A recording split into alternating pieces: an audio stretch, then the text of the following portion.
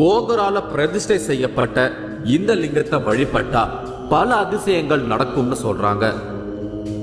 போகரால மந்திர உச்சாரணம் பண்ணி வழிபட்ட இந்த லிங்கம் இருக்கிற கருவறைக்குள்ள எல்லாரும் நேரடியா வந்து வழிபடலாம். எந்த காரியத்தை நினைச்சு மலை ஏறி வந்தாலும் அந்த காரியத்தை இந்த சிவன் நிறைவேற்றி வைக்கிறாரு அப்படின்னும் ஒரு நம்பிக்கை இங்கே இருக்கு. ஓம் நம சிவாய. ஓம் நம சிவாய.